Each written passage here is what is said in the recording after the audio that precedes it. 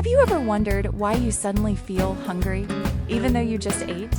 Or why some foods feel impossible to resist, no matter how much self-control you think you have? What if I told you that most of the hunger you feel isn't real hunger at all, but a combination of psychology, dopamine, habits, and emotional triggers that quietly manipulate your decisions every single day? In the next few minutes, we're going to break down the surprising truth about cravings, emotional eating, and the invisible forces that make you eat more than your body actually needs. Because once you understand what's really happening inside your brain, food stops controlling you, and you finally take back control of your life.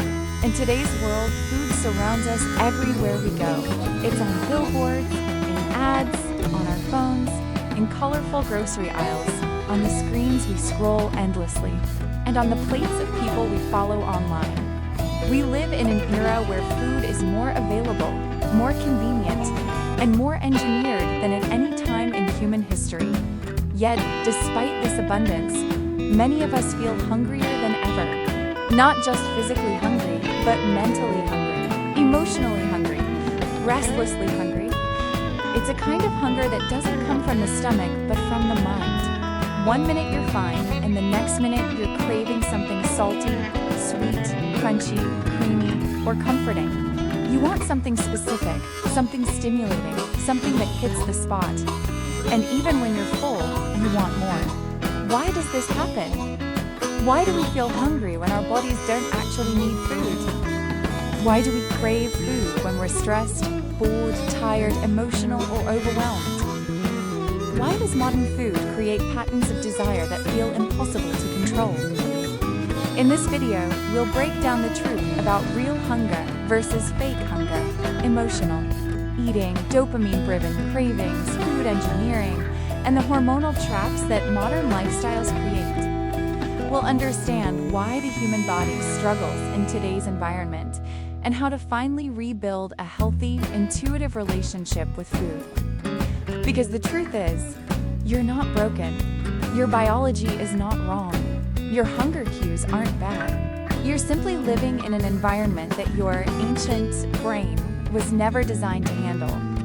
Let's dive deep into the science and psychology behind why you keep feeling hungry and how to take control again. To understand why you feel hungry even when your body doesn't need food, we need to distinguish between real hunger and fake hunger. Real hunger is slow, natural, and rooted in biology. It emerges from the body's energy needs. Your stomach feels empty, your energy lowers, and your hunger grows gradually over time. You're open to a variety of foods. You might want something simple, rice, vegetables, fruit, meat, or whatever is available. Real hunger is patient. Fake hunger is impulsive, sudden, and often emotional. It does not come from the stomach. It comes from the brain. It's triggered by stress, boredom, habit, memories, visuals, smells, or cravings. Fake hunger demands a specific sensory experience: crunch, sweetness, saltiness, creaminess, or a particular flavor. It arrives quickly, with urgency, and disappears just as quickly once satisfied. Here's a simple comparison. Comes gradually, feels neutral or mildly uncomfortable, open to many foods, easy to postpone, linked to energy needs. Sudden and urgent, fixates on specific foods, often tied to emotions or environment. Goes away when distracted, linked to dopamine, not energy. Understanding this difference alone can transform your relationship with food. Modern food isn't just food, it's engineered stimulation. Food companies formulate products to hit the bliss point, the perfect ratio of sugar, fat, salt, crunch, aroma, and texture that maximizes pleasure in the brain. When you eat these foods, your dopamine spikes sharply.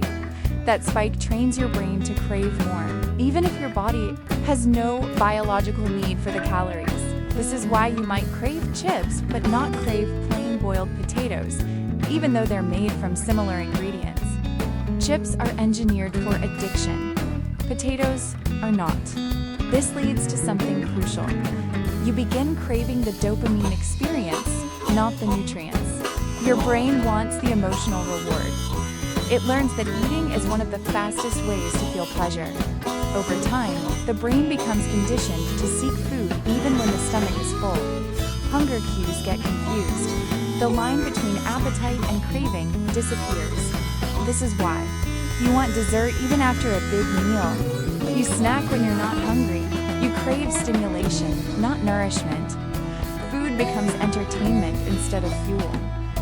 Modern food was designed to overpower your biology, and it does its job extremely well. One of the biggest sources of fake hunger is emotional discomfort.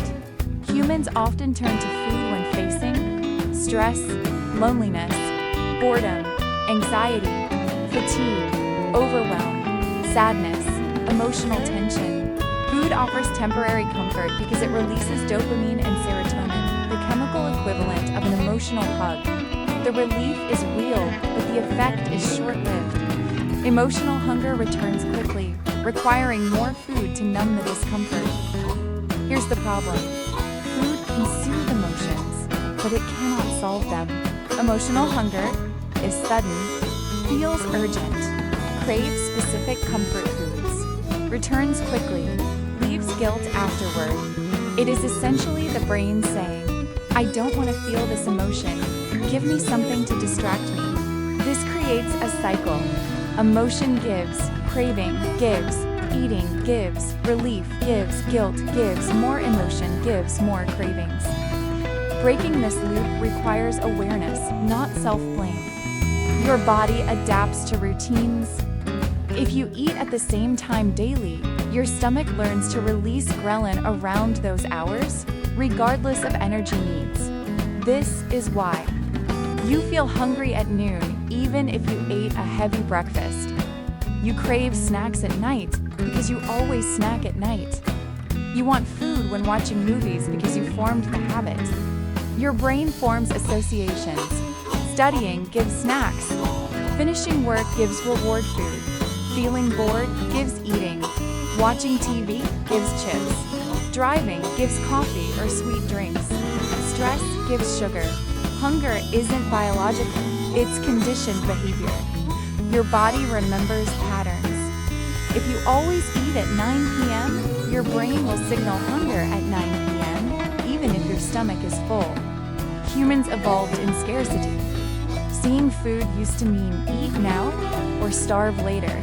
But in today's world, food is everywhere. Your environment constantly pushes your brain toward eating. Triggers include smelling food, seeing food, watching cooking videos, ads on screens, walking by restaurants, watching friends eat, attractive packaging, social events. Your brain activates dopamine pathways simply from the anticipation of eating. Hunger becomes a reflex instead of a signal. This means you can feel hungry even when you just ate if the environment stimulates you. Stress increases cortisol, and cortisol increases appetite, especially for high-calorie foods. Stress cravings are not biological needs. They are attempts to self-soothe. Fatigue worsens this. Poor sleep increases ghrelin hunger hormone, decreases leptin fullness hormone, weakens decision-making, increases sugar cravings. Your body becomes chemically tricked into believing it needs more food than it actually does. This is why tired people snack more, crave sweets, eat late, feel hungry all day. The problem isn't your character, it's your hormones. Modern eating often follows a dopamine cycle. You feel an emotion, stress, boredom, anxiety. You crave something pleasurable. You eat, dopamine rises. You feel temporary relief. Dopamine crashes. You crave again to restore the high. You overeat. Guilt enters. The guilt becomes stress. Repeat. This is the same neurological pattern seen in behavioral addictions like gambling or compulsive scrolling. The food becomes a coping mechanism, not nourishment. Add modern digital life to this notifications, endless stimulation, multitasking, and your brain becomes even more hungry for instant pleasure. Food becomes the easiest dopamine source. Portion sizes today are much larger than decades ago. The bigger the serving, the more your brain expects to eat. Visual cues matter. If you see a big plate, your brain believes it's the right amount, even if it's far beyond your caloric needs. When portions grow, your hunger perception changes. Your brain thinks you're still hungry even after consuming enough calories because the portion didn't match expectations. Highly processed foods also digest quickly, causing blood sugar spikes and crashes that mimic hunger. So you end up eating more quickly, more often, while feeling less satisfied. To fix your relationship with food, you must retrain your internal signals. Signs of real hunger: gradual buildup, mild stomach emptiness, not urgent, open to any food, still present after distraction. Signs of fake hunger: sudden, urgent, food-specific cravings, disappears with water, driven by emotion, linked to habit or sensory triggers. Techniques to relearn hunger. If you've ever felt out of control with food, know this: you are not weak, you are not undisciplined, you are not lacking willpower. You are simply living in a world engineered to overstimulate your senses, overwhelm your biology, and confuse your natural hunger cues. But now that you understand the difference between real hunger and fake hunger, between biological needs and emotional cravings, you have the power to take back control. You can rebuild trust with your body. You can learn to eat intuitively. You can break the cycle. You can create balance. Awareness is the beginning. Small steps create momentum. And over time, you will become someone who eats with intention, not impulse. Your hunger is not your enemy. It is a message. And now you finally understand what it's been trying to tell you.